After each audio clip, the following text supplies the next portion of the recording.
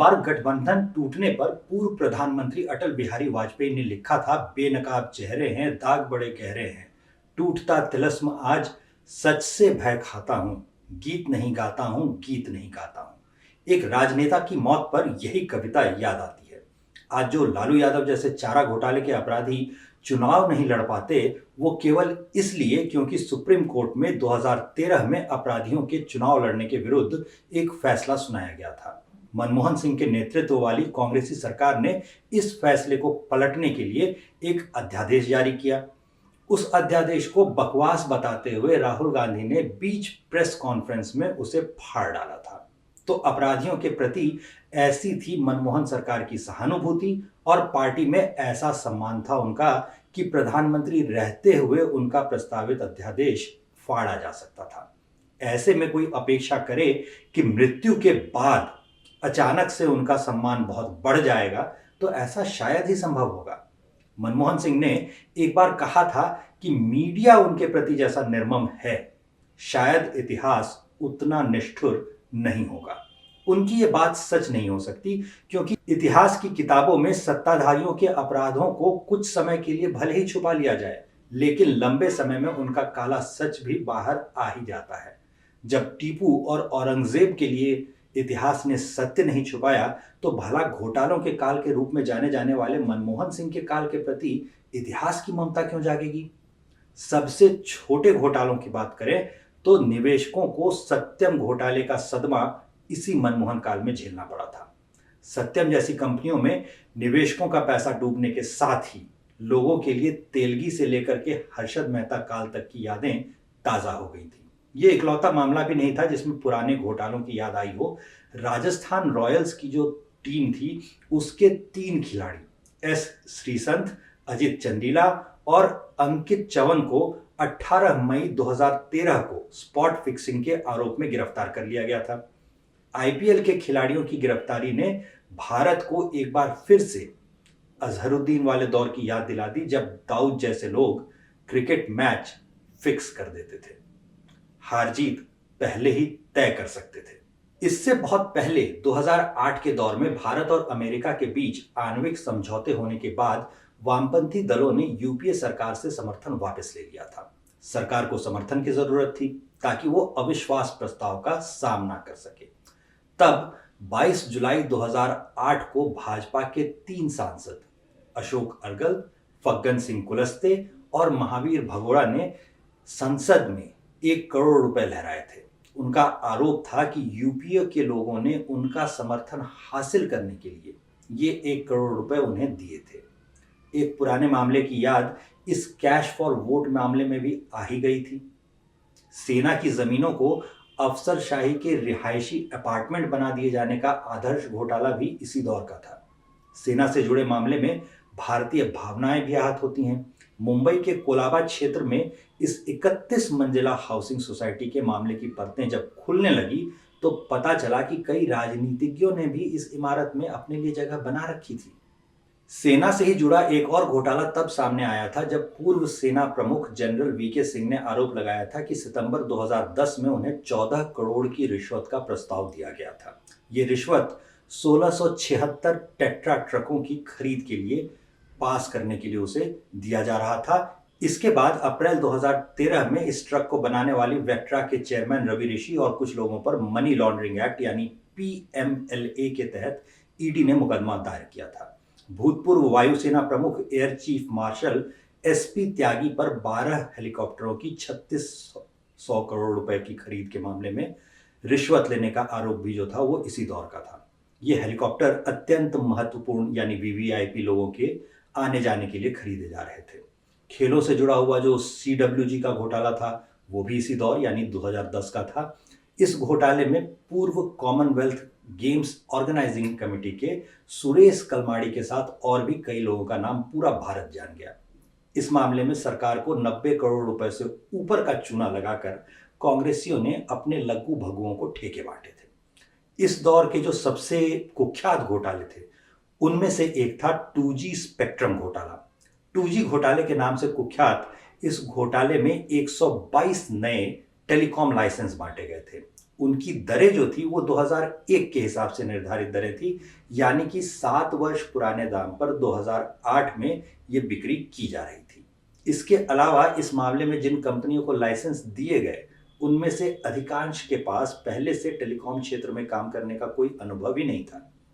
इस मामले में ही कपिल सिब्बल का कुख्यात जीरो लॉस वाला जुमला आया था।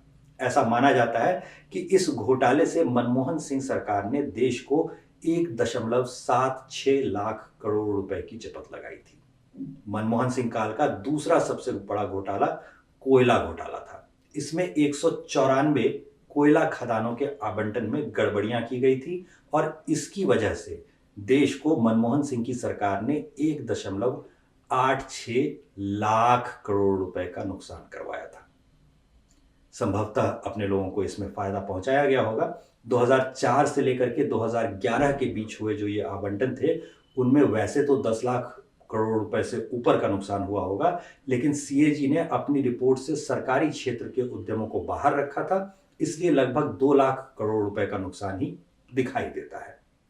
मनमोहन सिंह काल के इतिहास को सबसे पहले तो उनको घोटालों के लिए याद किया जाएगा। आर्थिक सुधारों की आड़ में किए जाने के कारण इनकी भयावहता कम नहीं हो जाती, उल्टा जनता का भला हो रहा है, बदलाव हो रहा है, सुधार हो रहे हैं, इस नाम पर किए जाने के कारण इन घोटालों की टीस और भी ज्यादा है। इतिहास निष्ठुर ही रहेगा। मनमोहन सिंह को उनके दौर के घोटालों के साथ ही याद किया जाएगा, ये बात तय है। अब एक बार घोटालों से जुड़ी दूसरी घटनाओं को भी देख लेते हैं। वैसे तो मनमोहन काल जो था वो रोज ही चौंका देने वाली खबरों का काल था, क्योंकि घोटालों की खबरें जब आती थी तो इतने लाख करोड़ का घोटाला हो गया, इतने करोड़ का घोटाला हो गया, ये सब जोड़ने में लोग ये नहीं जोड़ पाते थे कि घोटाला कितने करोड़ का हुआ है। रकम अक्सर इतनी बड़ी होती थी कि लोग बात करते थे कि आज तो इतने शून्यों वाला घोटाला हो गया। ऐसे ही चौंकाने वाली खबरों के बीच एक दिन नवंबर 2010 का जब ओपन मैगजीन का अंक आया तो लोग एक नई ही खबर पर चौंके। इस खबर को आज राडिया टेप कांड नाम से जाना जाता है। यह सीधे सीधे घोटाले की खबर नहीं थी, बल्कि पत्रकारिता की साख पर हमेशा के लिए बट्टा लगा देने वाली खबर थी। ओपन मैगजीन ने नीरा राडिया के साथ कई वरिष्ठ पत्रकारों, संपादकों, राजनीतिज्ञों और कॉरपोरेट घरानों के बीच हुई टेलीफोन वार्ता को छाप दिया था, उसका ट्रांसक्रिप्ट छाप दिया था।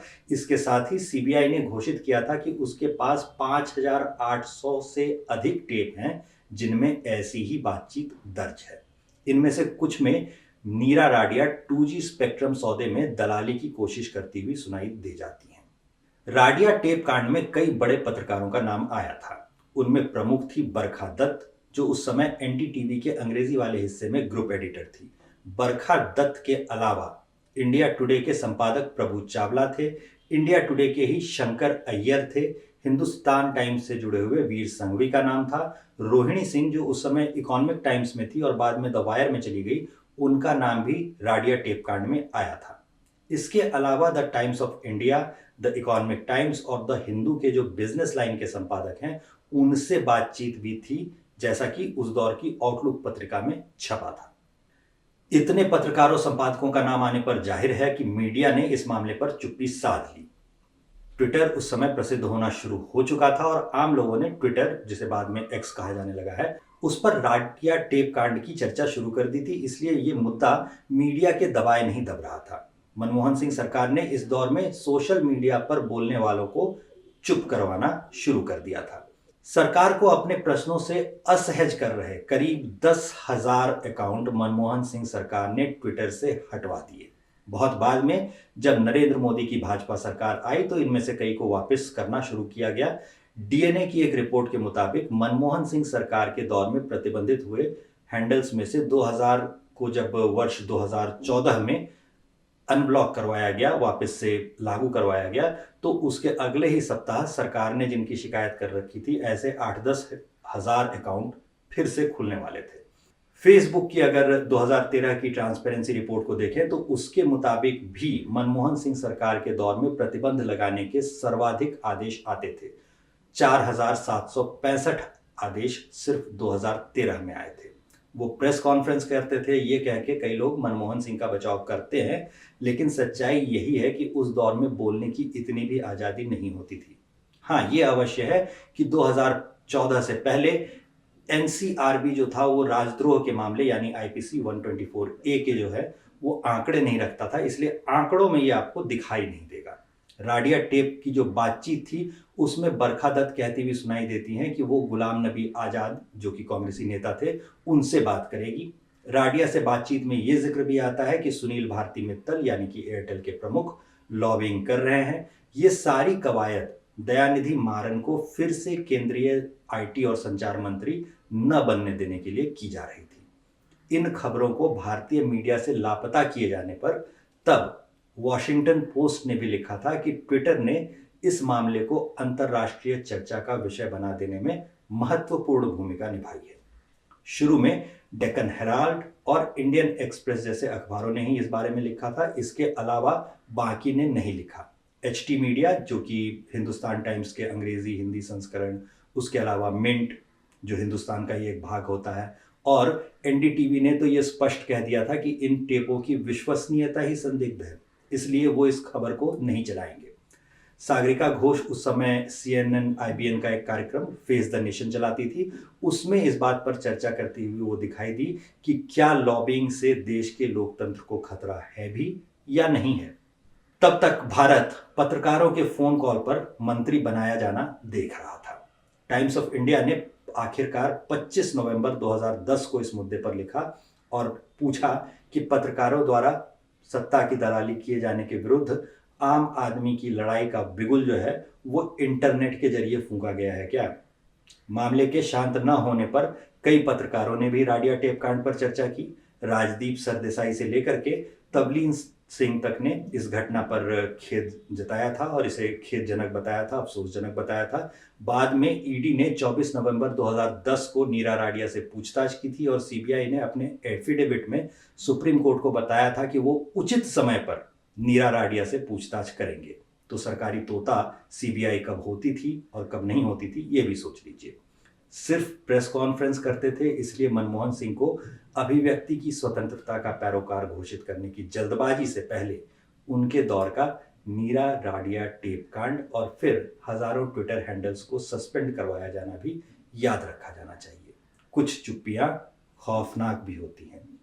और अगर आप ये सोच रहे हैं कि इस मौके पर यह बातचीत नहीं करनी चाहिए तो इसके लिए हम लोग चलते हैं और एक छोटा सा वीडियो देखते हैं जिसमें एक मशहूर पत्रकार वाजपेयी जी की मौत पर बात कर रहे हैं। इसके साथ ही इजाजत दीजिए, धन्यवाद। के पूर्व प्रधानमंत्री अटल बिहारी वाजपेयी का देहांत हो गया। उनकी उम्र 93 साल थी। हमारे यहाँ एक बहुत बड़ा पाखंड होता है, दिखावा होता है कि जो दिवंगत हो जाए, जो इस दुनिया में ना रहे, जिसका देहांत हो जाए, उसको अचानक से महापुरुष बना दिया जाता है और फिर जो जिस तरह की श्रद्धांजलियां दी जाती है ये समझा जाता है कि this is politically correct to praise a person after he is gone.